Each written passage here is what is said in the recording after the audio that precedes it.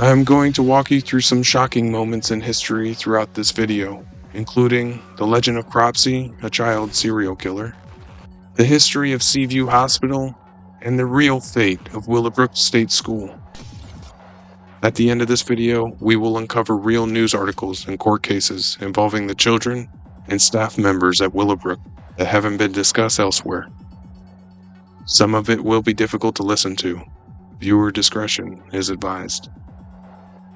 Be sure to stick around to the end to find out where the 6,000 plus children of Willowbrook really ended up. It will truly shock you. Discovery back here tonight, back here in the 384 acres of the Staten Island Developmental Center. An arm and a leg sticking out from a shallow grave. They are eerie shadows. Police and others at the scene where the body of 12-year-old Jennifer Lynn Schweiger tonight was found. There are two other girls who over the last couple of years have turned up missing here on Staten Island. They will be searching this area in the next few days to see what they can find. As one police officer told us tonight, God knows what they can find here.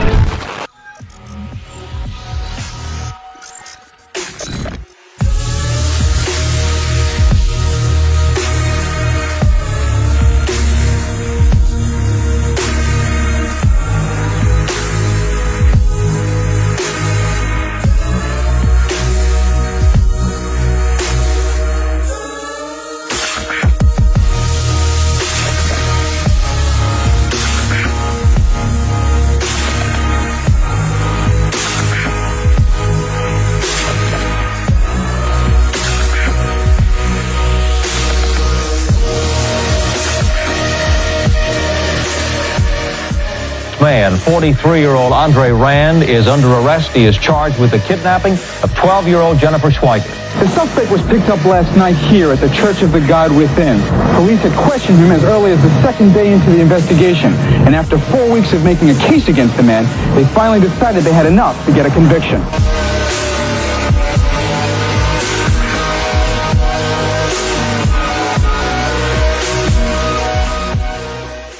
What you just watched was what finally landed Andre Rand, or who was locally known as Cropsey, in prison for the abduction and murder of 12-year-old Jennifer Schweiger.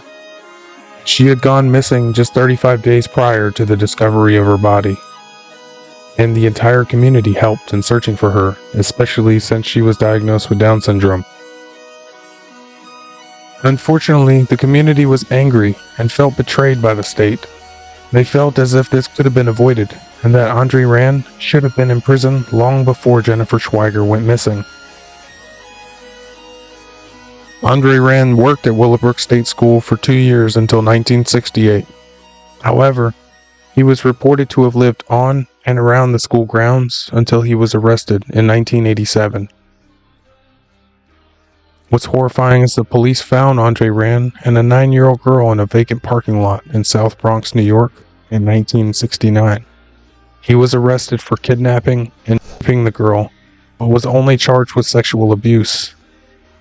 Luckily, the police found the girl in his car and she was able to go home safe, but his other victims weren't so lucky.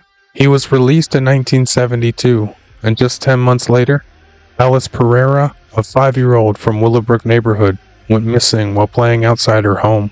Because the police had no evidence to point towards Rand and Alice's disappearance, an arrest was never made. 22-year-old Sylvie Lewowski went missing in 1975. Her fiancé reported she walked towards Andre Rand's campsite location after an argument, and she hasn't been seen since. Audrey Lynn Nirenberg was 18 and diagnosed with schizophrenia. She left her home for cigarettes in 1977 and never returned, again, right next to where Andre Rand was living. In 1978, Ethel Louise Atwell went to work at Willowbrook and never returned home after her shift. People have speculated that her disappearance is not a coincidence, and that it is tied to the rest of the missing girls that have been tied to Andre Rand. In 1980, a 16-year-old girl with intellectual disabilities, Brenda Crowley, went missing. However, this case is a bit hazy, since the mother didn't report her daughter missing for 14 years, and the aunt was the only person who finally made a report. In the mother's defense, she was killed a year after the daughter went missing. So it is unclear if the deaths are tied together, or why the mother was okay with her daughter being missing for over a year before her death. What is unclear is why the family waited another 14 years to file a report. On July 15, 1981, 7-year-old Holly Ann Hughes went missing. And this time, there were eyewitnesses who saw Rand with Holly the day she was last seen. However, there wasn't enough evidence to make an arrest once again. 11-year-old Thais Jackson disappeared in 1983. And a year later, 21-year-old Hank Gaforio vanished. Still no arrest was made. With so many girls missing, none of the bodies were found, and there wasn't enough evidence to link them to Andre Rand in court. Yet the police knew they had the monster responsible. In 1983, Andre Rand was arrested for abducting 11 children on a YMCA bus and bringing them to get burgers for 5 hours. He was only sentenced to 10 months in prison and wouldn't get arrested again until Jennifer Schweiger's body was found in 1987. Fortunately, there was enough evidence to convict Andre Rand of first-degree kidnapping of Jennifer Schweiger, and he was sentenced to 25 years in prison. In 2004, Rand was brought to trial again for the kidnapping of 7-year-old Holly Hughes. Tonight, the story of another missing child. 7-year-old Holly Hughes disappeared on Wednesday. So far, no one has any idea what might have happened to her. She's very outgoing, very friendly, very adorable, I think. You know, she's... We just want you to bring Holly home today. And we're looking for her. We're gonna get you back. And once again, convicted and sentenced to 25 years in prison. He is set to be released 2037 at 93 years old. The Cropsey case is important to mention in this deep dive of Willowbrook State School's history, because Andre Rand, who was actually born as Frank Rushin, joined the United States Army at 18, released 3 years later for unknown reasons, and began working at an institution that was previously run as an army hospital. Frank Rushin changed his name to Andre Rand in 1979 for unknown reasons. He worked at Willowbrook from 1966 to 1968, just shy of 20 years after it was converted from a military hospital and detainment camp to a hospital for developmentally disabled children. He lived at Willowbrook until he was arrested in 1987, making one wonder why he was allowed to stay so close to a school full of potential victims when the police knew he had issues, at the very least back in 1969, 1 year after leaving Willowbrook. What's even more interesting regarding this case is that Andre Rand was reportedly a nice and normal-ish guy around town. He owned a sign painting company in his latter years, and local restaurants described him as no stranger than anyone else you'd meet. His social worker even said he was articulate and very well read. However, the police received a very different version. The police claim that Rand drools, mumbles, and shuffles his feet in police custody. This video represents some of the odd behaviors the police described, and are just uncomfortable to watch. Although there are speculations that he attended Pilgrim State Asylum. Andre Rand was born in 1944. His father died when he was young, and his mother was a patient at Pilgrim State Asylum, which he and his sister visited quite often. Although much might not be fully known about this case, since the bodies of the victims have yet to be found, it should be acknowledged that this does kind of resemble the Jeffrey Dahmer case, at least in the sense that the police should have and could have done something sooner, yet didn't for unknown reasons. It may never be known. Andre Rand wasn't the only reported homeless person living on the grounds of Willowbrook either, and there is a plethora of information on the tunnels that house many of the homeless people that cover the entire underground of this 400-acre block of Willowbrook. What isn't known, however, is why these tunnels were created.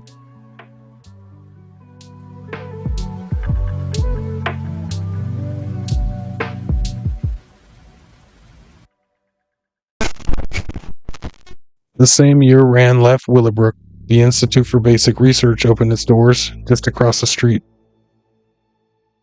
1968 began the state's budget and funding for developmental disability research in hopes of solving this growing issue. Up until now, the state only barely funded the institutions that housed these individuals and spent all of the medical research funds on vaccination and disease research. No research had been reported or published on genetic, biological, or physical impairments or causes of these disorders. It was only when medication was introduced into the field of psychiatry in the 1950s, which was then used as a sedative for developmentally disabled children, that doctors realized that these children could be treated with medications as well. It is important to note here that medication research was intended to calm these children down and, in a sense, tame them to be released back to their families. The state's solution to the issue that Kennedy pointed out in 1965 when he addressed the snake pit at Willowbrook was to remove the need for the institutions by curing these disorders with medication. Around this time, psychiatrists such as Nathan Kline and Loretta Bender were investigating medication for use with severely disabled children, even though neither one of them worked at such institutions. Nathan Kline opened a research institute inside Rockland Psychiatric Center in 1953, where he developed the first antipsychotic, sedative, antidepressant, and schizophrenia drugs.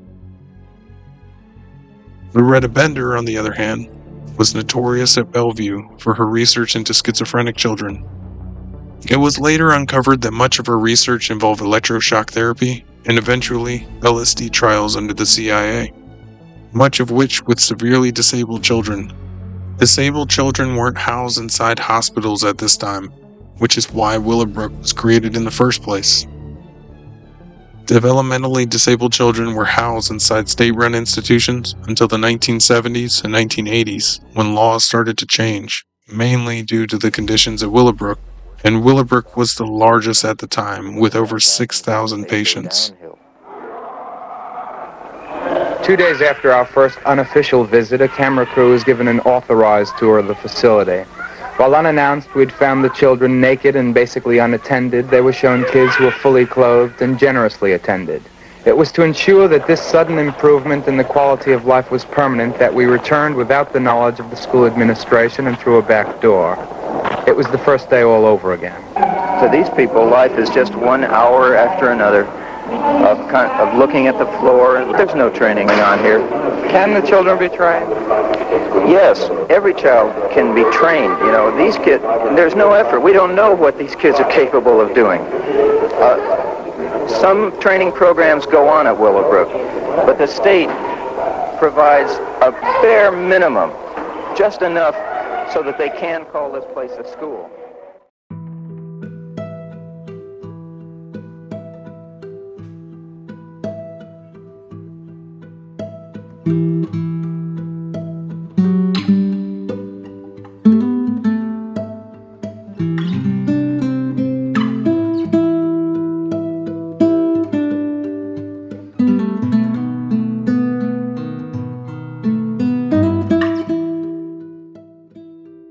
Willowbrook is discussed in more detail in the first part of the series, and if you haven't watched that, please pause this and go watch that before finishing this video.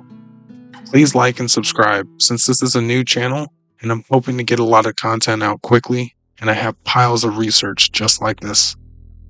I would love to share all of it with you, and if you enjoy content like this, please comment with any suggestions or recommendations, or just let me know you're here.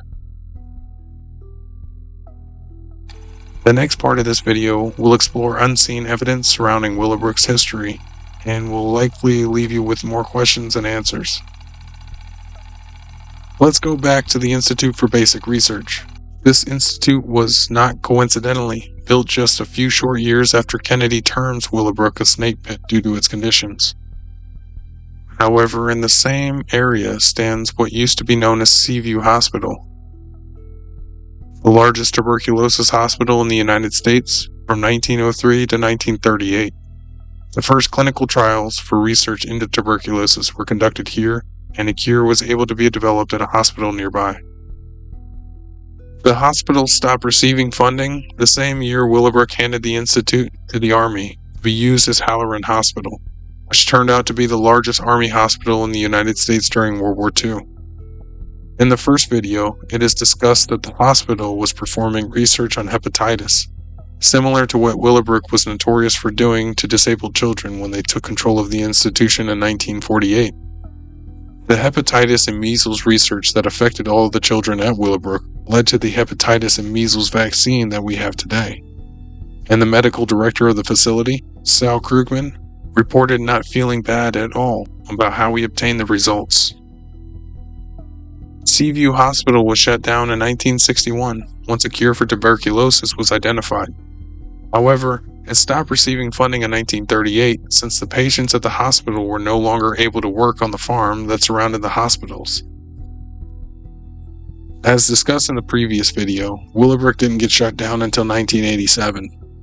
Even though its inhumane conditions were causing children to die, and these conditions were exposed numerous times, this institution was alive for 40 years. But where did the 6,000 plus children go?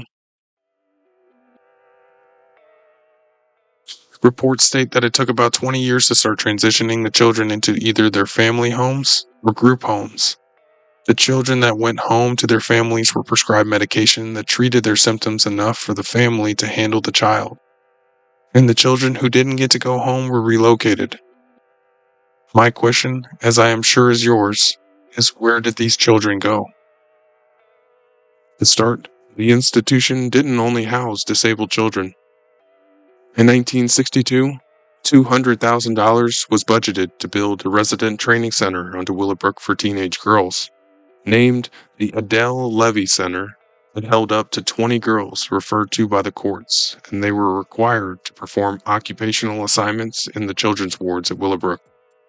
It was noted that they would also receive quote-unquote intensive counseling. Multiple lawsuits were sought out by parents of the children at Willowbrook, and after a large lawsuit was won, Willowbrook vowed to move all patients to smaller institutions or group homes. Starting in 1972, 1,500 patients were transferred to neighboring smaller institutions. In 1973, Governor Rockefeller moved 100 patients to a former narcotics addiction facility, the Manhattan Developmental Services. In 1973, 200 residents were moved to Kings Park State Hospital. The Suffolk County executive tried to reject the transfer because Willowbrook had been using the county as a quote-unquote dumping ground. Kings Park and Pilgrim State Hospitals had over 60,000 patients at this time, both notorious institutions for abuse and neglect as well. 1974, the medical director of Willowbrook, Dr. Ristick, was the focus of public scrutiny, and instead of getting fired, he was transferred to be the director for the Institute for Basic Research. Just a year later, a 3-year court battle was settled, and the governor agreed to decrease the amount of patients from 2,900 to 250 in 6 years, and set up 200 community places in 12 months for mentally disabled children. In 1978, Willowbrook changes its name to the Staten Island Developmental Center, making it difficult to locate records on Willowbrook since everything in the news shifted to its new name. Throughout the time that Willowbrook was transitioning its children to other institutions, there were multiple allegations that Willowbrook had intentionally harmed or killed its patients. Some of the reports are described next, and this is where I will disclose that this information will be difficult to hear, and hasn't been disclosed elsewhere, but needs to be exposed and remembered. The first case involves a 9-year-old boy named Kyle Smith, who was diagnosed with Down syndrome and congenital heart failure. Reports state he turned blue while taking a shower, and medical efforts failed to revive him. Therefore, no autopsy was performed when he was taken to the hospital. However, immediately afterwards, a staff member called the police to inform them that they had heard the child screaming, and upon investigating, they witnessed a staff member beating the child before he had died. Parents denied an autopsy to be performed since they didn't believe that the child's death was suspicious. Therefore, the case had to be dropped, and the staff member kept his job. The next case came forward during the court proceedings when a student had investigated the incident reports at Willowbrook and found that a staff member had been dismissed in 1974 because he had forced a 14-year-old boy and a 17-year-old girl to have intercourse with each other in the shower, and invited other staff members to watch. This issue was cited in court since the school had waited until firing the staff member to write a report. And even then, they didn't file it because the director didn't feel as if it endangered any of the children. During that same court hearing, a parent testified that a 25-year-old boy had choked to death just the week prior due to him being fed food he was unable to chew. The school's response to this death was that they had little funding for food, so the child had to eat what was available, yet insisted on eating bread that led to his death. It was then uncovered that most of the deaths and beatings that happened inside the walls of Willowbrook were dealt with internally, meaning the police didn't get involved usually, which is what led to this lawsuit.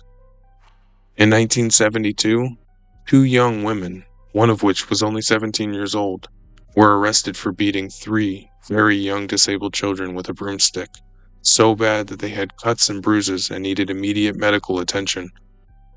This was similar to a story in 1952, where a man who had previously been a mental patient himself was arrested for beating multiple small children with a broom handle.